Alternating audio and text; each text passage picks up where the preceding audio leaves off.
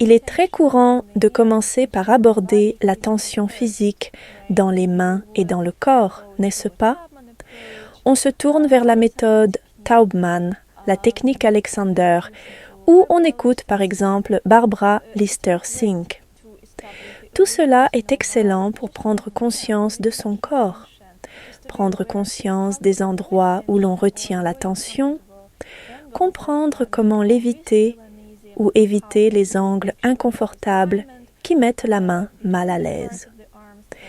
Comment aussi assurer l'alignement entre les différentes parties du bras, ainsi qu'un alignement avec la musique telle qu'elle est écrite sur la partition. C'est l'approche physique et elle est absolument essentielle. Mais ce n'est pas suffisant. L'étape suivante, c'est d'éliminer la tension mentale, car si l'on ne fait que décrire physiquement l'effet d'une sensation intérieure correcte, cela ne fonctionne pas. Ce n'est pas suffisant.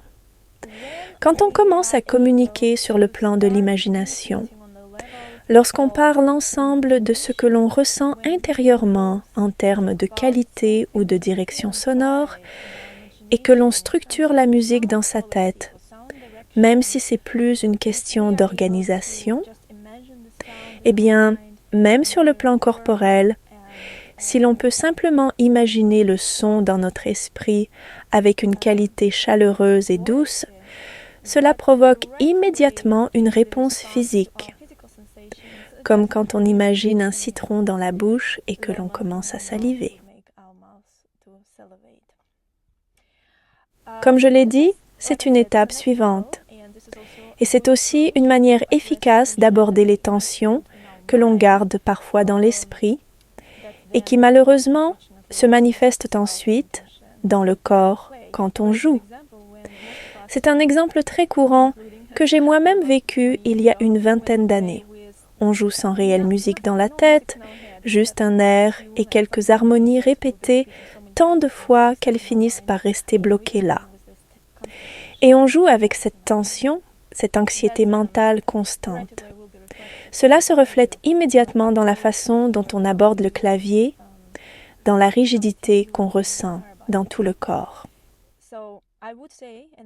Donc je dirais, et j'insisterai là-dessus, sans une tension mentale saine, créée par une image sonore claire et précise de ce que l'on souhaite vraiment produire, on ne peut pas atteindre une relaxation corporelle complète.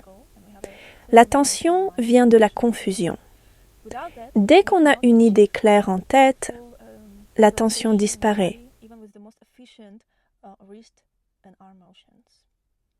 On peut copier chaque geste que nos meilleurs professeurs nous montrent, mais on ne pourra pas copier leurs sensations intérieures, même s'ils nous disent « garde le bras détendu » ou « sois souple au poignet ».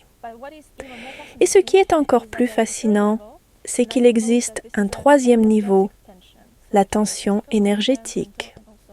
Nous portons une tension physique, mentale, mais aussi énergétique. Et tant que cette dernière n'est pas prise en compte, les deux autres ne suffisent pas. Si tu as connu plusieurs échecs sur scène, si tu t'es senti frustré en jouant devant ton professeur, ou après de longues heures de travail, tu finiras par ressentir une peur du rejet, une grande anxiété, une insécurité profonde. Cela s'inscrit dans ton corps énergétique. Pour l'expliquer plus clairement, quand nous appuyons sur une touche, nous engageons 3 niveaux de notre être, physique, mental et aussi énergétique.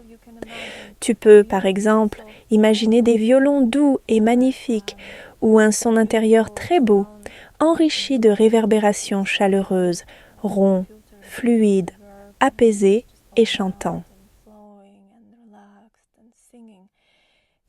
Ensuite, tu utilises les mouvements justes du poignet et du bras pour exprimer ce son.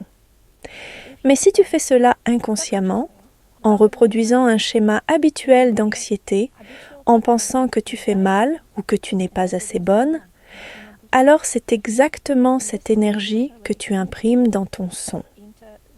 c'est littéralement l'énergie de ton toucher physique et mental.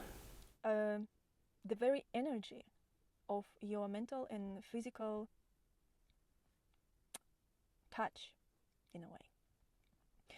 So, D'une certaine façon, on pourrait dire que si tu ne prends pas le temps d'observer cette énergie anxieuse et de la transformer en l'énergie de tes besoins non comblés, ce qui est à l'origine de l'anxiété, être accepté, protégé, en sécurité, si tu ne modifies pas consciemment cet état intérieur et continues à pratiquer dans cette énergie-là, alors qu'es-tu en train de pratiquer? Tu pratiques l'anxiété et tu deviens experte en jouer avec anxiété. Et même après avoir joué, tu continues à porter cette tension en toi. Il est donc temps de repenser notre idée de la relaxation. Elle n'est pas seulement physique ou mentale, elle est aussi énergétique.